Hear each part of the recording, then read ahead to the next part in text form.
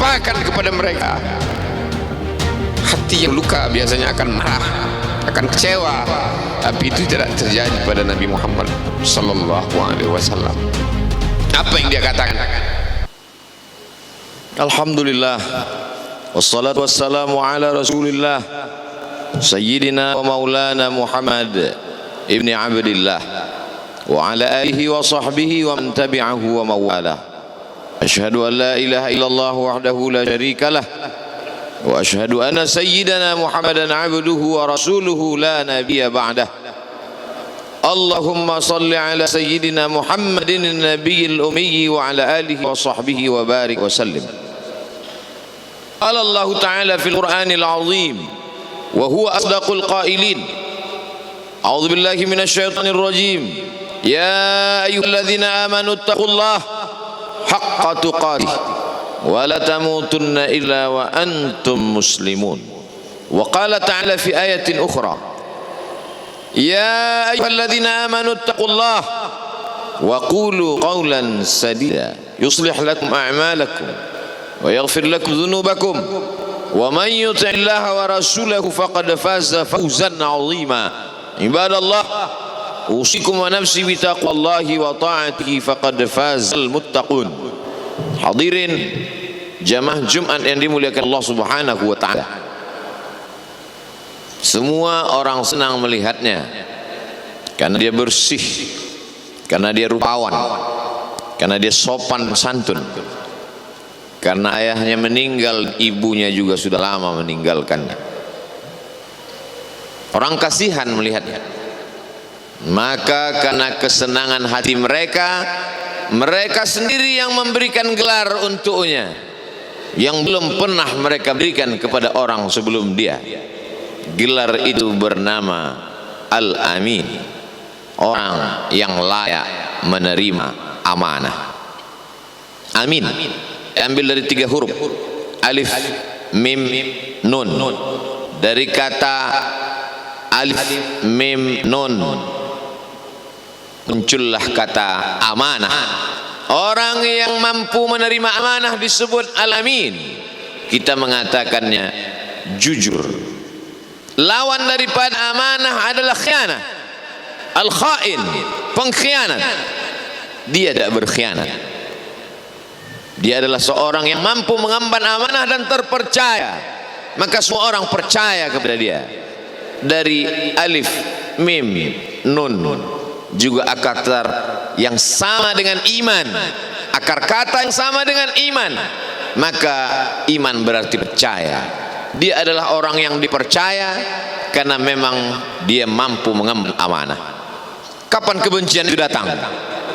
Kebencian itu datang ketika dia naik ke atas bukit Safa dan dia berkata kepada semua penduduk Makkah, seandainya aku katakan di balik bukit Jabal Abi Qais yang besar, gagah, perkasa, tinggi menjulang ini ada pasukan musuh yang akan menyerang kita, apakah kalian percaya?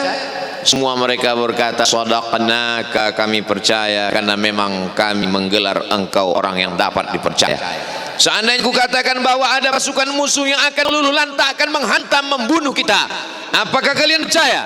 Mereka menjawab, sadaqnaka, kami percaya.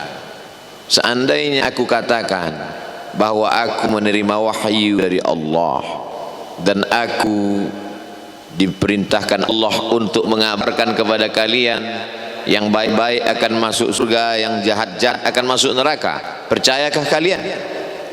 Disitulah perlawanan datang, bukan dari orang lain, bukan dari musuh, bukan dari lawan. Perlawanan itu datang dari saudara kandung, dari ayah kandung yang masih ada hubungan darah. Tabban laka ya Muhammad lihadza jama'ta, celakalah engkau Muhammad, apakah hanya untuk ini saja kau kumpulkan kami hari ini? Allah membelanya, langsung Allah membelanya. Dia tidak membela dirinya, tapi Allah mengatakan tabbat yada abi lahabi wa tabba ma aghna anhu maluhu, hartanya tak ada berguna, wa ma kasab, hasil usahanya tak mendatangkan manfaat, wa imra'atuhu hammalatal hatab, istrinya menjadi pembawa kayu bakar, simbol dari adu domba, kata-kata yang membuat menyakitkan hati yang dibawa oleh Ummu Jamil istri Abu Lahab untuk menyiksa, menjelekkan, membuli, menebarkan berita untuk membunuh karakter Sayyidina wa Maulana Muhammad sallallahu alaihi wasallam. Ini bukti kalau hari ini ada anak muda yang rupawan, yang dermawan, yang disenangi lingkungannya, tidak ada orang yang tersinggung, biasa, karena Nabi Muhammad SAW juga pernah mengalami hal itu. Tapi begitu kau katakan, aku tadi malam bermimpi bahwa aku mesti hijrah, meninggalkan komunitas peminum khamar, meninggalkan geng kita yang selama ini bicara tentang yang haram, maka disitulah mereka akan berkata, apakah hanya untuk ini saja kita berteman selama ini? Mana persahabatan kita? Apa yang dialami pemuda-pemuda hijrah hari ini dialami oleh Rasulullah sallallahu alaihi wasallam 14 abad yang silam. Ketika kau berhasil bisnis, orang senang. Ketika kau berhasil membina rumah tangga, tidak ada orang yang tersakiti. Ketika anakmu lucu-lucu dan kau berada di tengah mereka, tidak terusik kepentingan mereka, tidak terganggu ekonomi mereka, engkau adalah sahabat, engkau adalah teman setia. Tetapi ketika kau tidak ikut kemauan manusia, disitulah engkau sedang melantik dirimu sendiri menjadi musuh. Maka Allah kuatkan hatimu, in tuti aktsara man fil ardi, kalau kau ikut kebanyakan orang di atas muka bumi, yudhilluka an sabilillah, mereka hanya akan menyesatkan engkau dari jalan Allah subhanahu wa ta'ala. Tapi api itu tidak pernah padam. Kalau dipadam, maka akhirlah dakwah Islam. Dia terus bergelora, dia terus menyala, dia terus membakar kemunafikan, membakar kemusyrikan, sampai akhirnya embargo pun tiba. Jangan ada yang mau bergabung dengan kelompok Muhammad sallallahu alaihi wasallam. Jangan ada yang mau berkirim makanan, jangan ada yang mau berdagang, jangan ada yang mau menjalin transaksi. Mereka ingin membunuh secara perlahan-lahan. Jangan beli produknya, jangan duduk bersamanya, jangan berteman dengan dia. Kenapa kamu mau berfoto dengan dia? Kenapa kamu mau bergambar dengan dia? Kenapa kamu masih mau mendengar ceramah dia? Adakah orang yang mengalami hal itu hari ini? Adakah ketakutan dari hamba Allah yang mengatakan Allahu Akbar, Allah Maha Besar, tapi takut tinggalkan kawan, cemas ditinggalkan sahabat? Maka itu pernah terjadi pada kelompok Sayyidina wa Maulana Muhammad sallallahu alaihi wasallam. Kalau pembunuhan karakter tidak berhasil, maka ada yang lebih dahsyat daripada itu. Mereka tawarkan dunia beserta isinya. Wallahi, demi Allah wahai paman, demi Allah wahai Abu Talib, law wada'u syamsa fi yamini wal qamara fi yasari, andai mereka letakkan matahari di tangan kananku, bulan di tangan kiriku, ala an atruka hadzal amr, supaya aku tinggalkan dakwah ini, aku tidak akan meninggalkannya. Bujuk rayu mulai tiba. Itu terjadi pada diri Nabi Muhammad sallallahu alaihi wasallam. Kalau kau tidak mempan dimusuhi, kalau kau tidak mempan dirangkul, kau akan dipukul. Kalau kau tidak mempan dipukul, kau akan dirangkul. Berbagai macam cara, dari mulai yang paling keras sampai paling lembut, dari mulai yang paling lembut sampai yang paling keras, sampai akhirnya tempat bergantung itu hilang, lenyap, musnah. Ada dua tempat bergantung, saudara kandung ayah Abu Talib. Mereka tidak mengusiknya karena dia keponakan Abu Talib. Abu Talib anak Abdul Muttalib, Abdul Muttalib anak Hashim, Hashim anak Abdi Manaf, Abdi Manaf anak Qusay, Qusay pendiri Darun Nadwah. Mereka keturunan darah mulia dari Adnan. Adnan menerima tetesan darah dari Ismail, Ismail anak kandung Ibrahim alaihissalam. Jangan ganggu dia karena dia keponakan Abu Talib. Masih ada backing, tapi Allah ingin agar hati itu tidak bergantung kepada manusia. Dia buat Abu Talib meninggal dunia, masih ada lagi tempat bergantung. Dia yang dulu ketika kedinginan datang, dia yang menyelimuti. Yang dulu ketika ketakutan datang, dia yang menenangkan. Dia datang menemui Waraqah ibnu Naufal. Waraqah berkata, Namus malaikat yang pernah datang kepada Ibrahim, yang pernah datang kepada Musa, yang pernah datang kepada Isa, sekarang dia datang kepada suamimu. Katakanlah, jangan takut, jangan cemas. Kalau nanti sampai masanya dia akan diusir di kampung halamannya, aku orang pertama yang akan membelanya. Karena begitu yang kutemukan dalam kitab-kitab suci yang kubaca. Kata Waraqah bin Naufal, hari itu juga tempat bergantung itu patah. Khadijah menghadap Allah subhanahu wa ta'ala. Tak lagi ada makhluk tempat bergantung, tak ada lagi ranting tempat berhinggap, tak ada lagi batang kayu tempat berpegang. Allah ingin agar engkau berserah hanya kepada Dia saja. Tidak ada makhluk. Bersandar kepada makhluk akan kecewa, sandar pada kayu yang rindang akan tumbang, bersandar kepada benda akan binasa, bersandar kepada sahabat akan berubah menjadi musuh. Bersandarlah kepada Dia, Hayyun Maha Hidup, la yamut, Dia tak pernah mati. Bersandarlah kepada Dia, Al-Aziz yang Maha Perkasa, Al-Jabbar yang Maha Berkuasa. Itu yang diinginkan Allah dari sosok Sayyidina wa Maulana Muhammad sallallahu alaihi wasallam.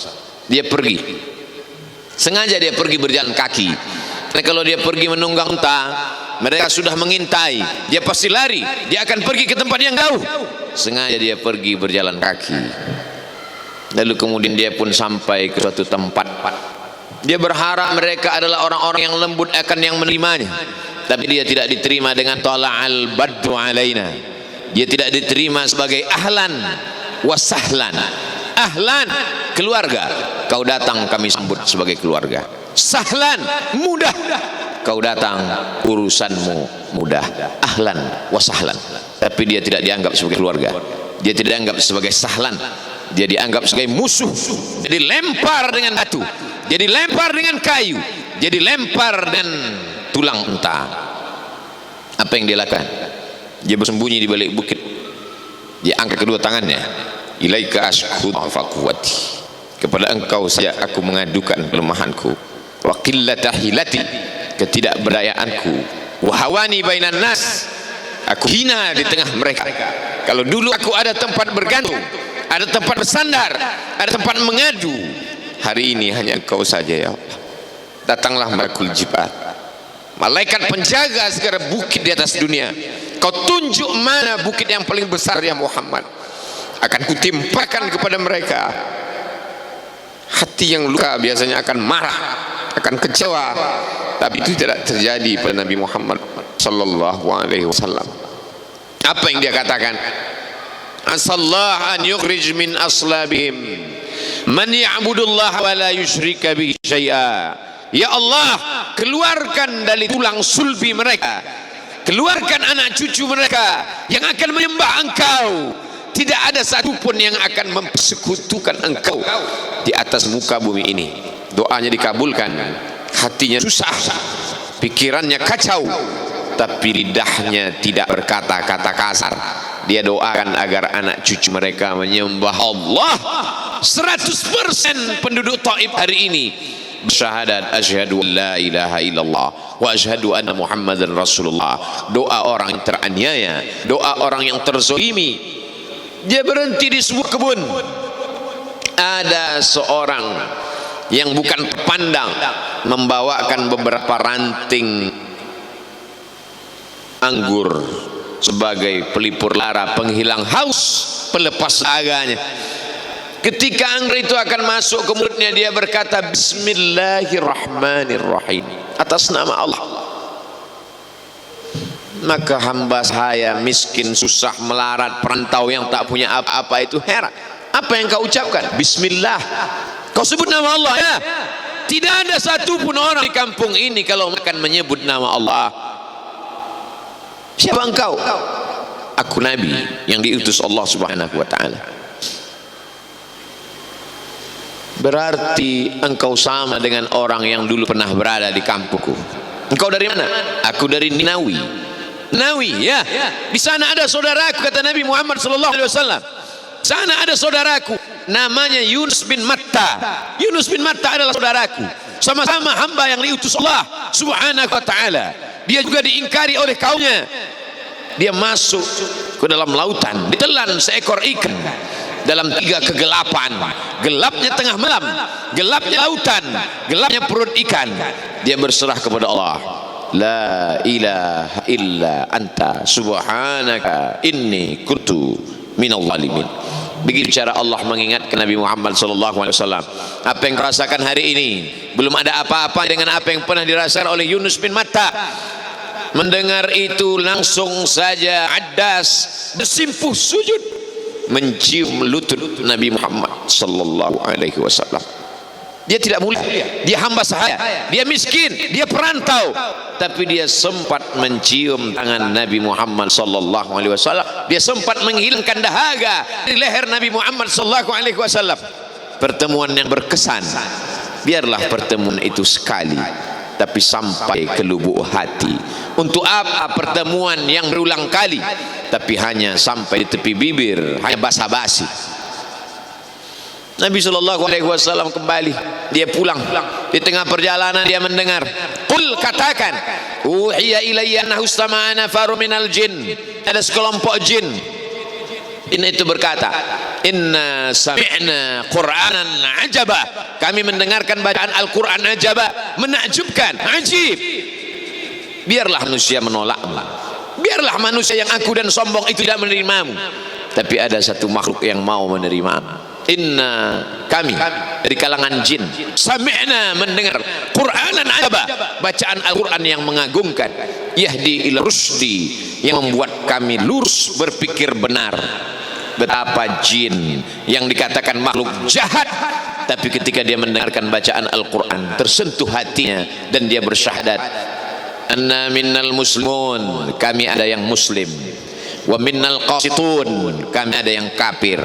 Yang muslim taharrau rasyada, selalu mencari jalan kebenaran. Yang kafir kanu li jahannam haba, mereka hanya akan menjadi santapan neraka jahanam.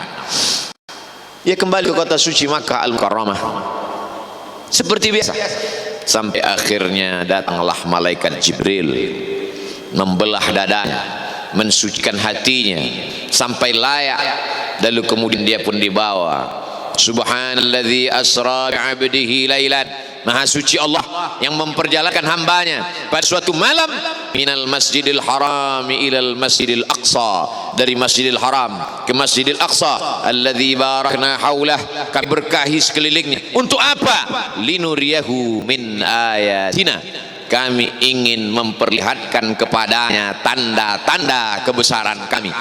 Selama ini dia hanya didengar, azab kubur didengar, neraka jahanam didengar, malaikat didengar.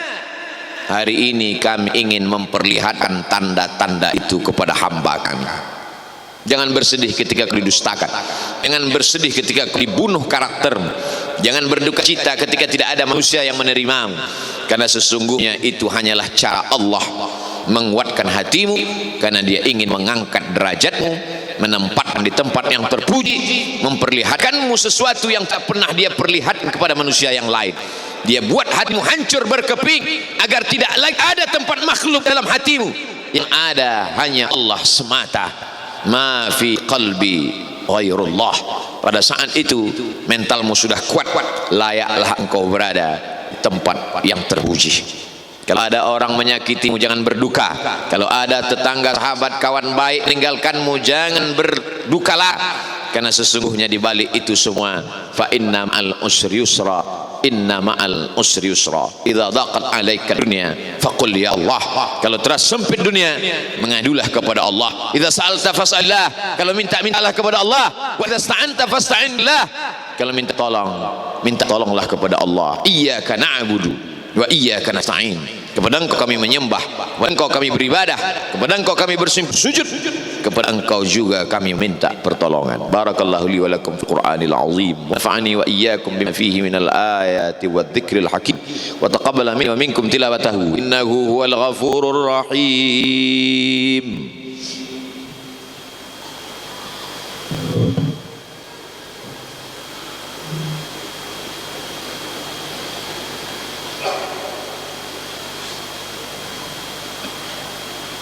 Alhamdulillahilladzi bi ni'matihi tatimmus shalihat.